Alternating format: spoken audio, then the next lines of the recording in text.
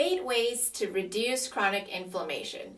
Today we're going to be talking about how to reduce your inflammation in your body. I'm Dr. Carrie Lam, and this is Dr. Michael Lam, my father, authority on adrenal fatigue syndrome. So, we'll start with number one. Number one is to reduce stress emotionally and physically. What are ways to do that? Well, perhaps the most easy, free, and also the most difficult is to simplify your life. We're living in the modern world. We have burdens that's placed on our emotional, our physical demands are just way above what normal humans are designed. We have ways to get around it, but oftentimes these ways fail if we overload our body. Mm-hmm. And how about meditation, breathing? All these are good, and it's proven in centuries that people have been doing it. You are able to actually, with breathing alone, for example, able to control your autonomic nervous system.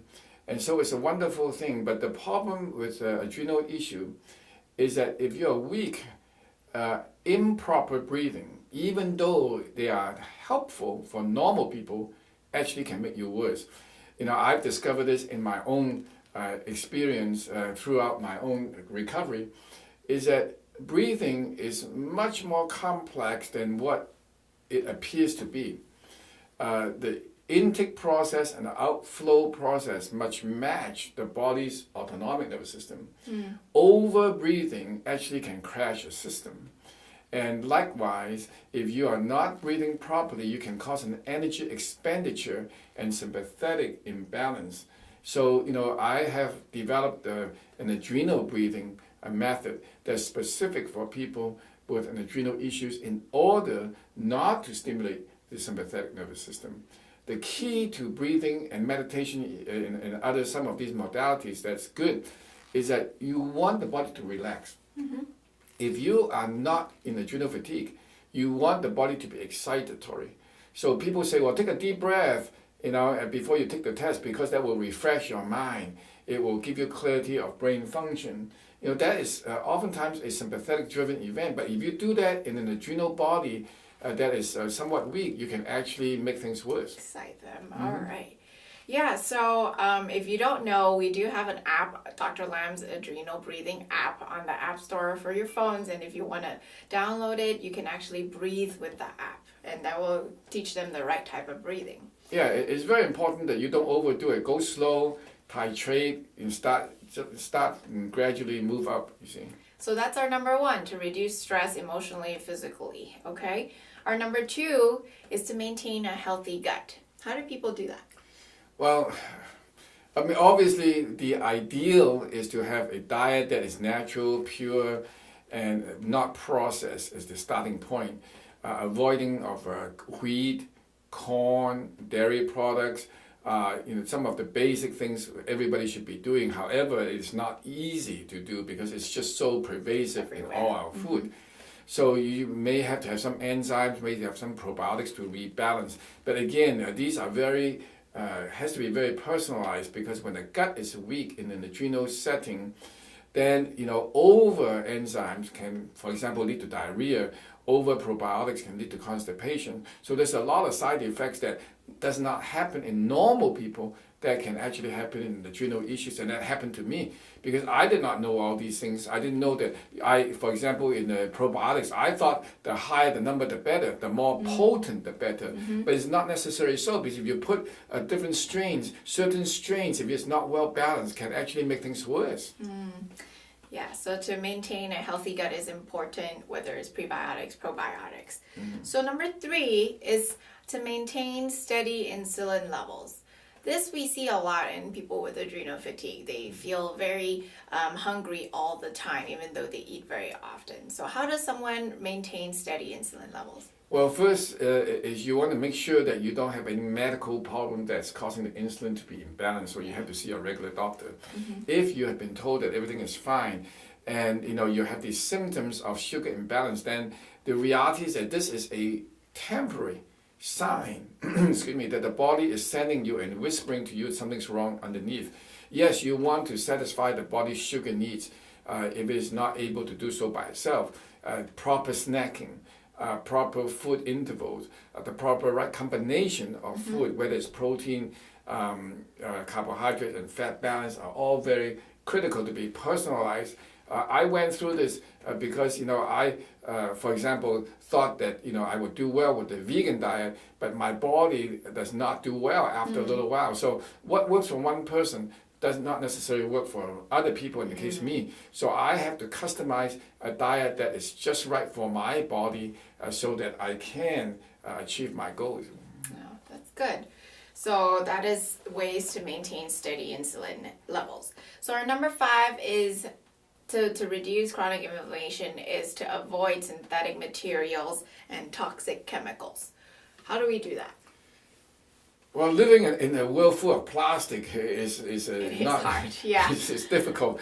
And the first thing in my home is that I try to reduce the plastic load as much as possible. Containers are glass, for example. These are the basic things you have to do. Carpet that emits chemical fumes are comfortable, but at the same time they can be toxic. Grounding. There's lots of things one can do, and I'm sure you have some tips that you can share. Right, like BPA, you hear about BPA being in plastic, being in canned foods, being in receipts. They're everywhere surrounding us, and you just have to kind of know what you're getting yourself into. Correct, and then once they're in, because some of these compounds they don't get out. So if you think you've been exposed, then you have to get some testing done. For example, toxic metals, nutritional elements, to make sure they're in a well-balanced state first on the baseline. So that's good. And so number 5, 1, 2, 3, 4, 5 is to exercise regularly if you have chronic inflammation. Except most people that have chronic inflammation, sometimes they have joint pain. They say they can't exercise. So what are things that they can do? Well, exercise is a catch-22 because you're right. When you're weak, your tendency is to be more sedentary. But a sedentary lifestyle actually can lead to more inflammation. So I've devised in my own recovery process, because I went through this, and I'm an exercise-driven person. I've always been taught exercise is fantastic, which I feel great. But when I was in adrenal weakness, exercise actually made me worse. So I've devised, through my own recovery, restorative exercises that's focused on the adrenals, posture-related restorative exercises, cardiac exercises, adrenal circulation exercises, and my adrenal yoga exercises, which is a special 21-part series that takes people from almost a bedridden state all the way up to full vitality. But it's a graded approach, and it's a very steady, systematic, comprehensive way. It's not a fast way to kind of hype the body and get the adrenaline going only to crash later. So that's number 5, to exercise where you can. Number 6 is to avoid polluted air. Not saying that you have to move, but it's very hard to, if you live by a freeway, obviously you're breathing all these fumes. What are some things people can do? Well, life is not perfect, and if you find yourself in this environment, the most important thing is to hydrate. You have to flush the body and allow the body to have plenty of fluid now, but you have to be very careful, because in adrenal issue, you don't want to be over fluid and causing electrolyte imbalances, which can kind of backfire. So talk to a healthcare professional, make sure you're getting the right kind of fluids. You want to stay away from fluids that is, for example, high in potassium, because people with adrenal issues tend to already have a high potassium, but normal laboratory results. So there are little fine-tuned things that you can do at home, no matter what kind of environment you are in, to do that. But it takes knowledge, and it takes the understanding of your body to be able to tailor something that's just right. Okay. So avoid polluted air where you can. So then number 7 is, what are some proper nutritional supplements that people can use if they have chronic inflammation? There are so many on the market, and each compound has its good properties as well as its negative properties. Anti-inflammatory, antihistamine,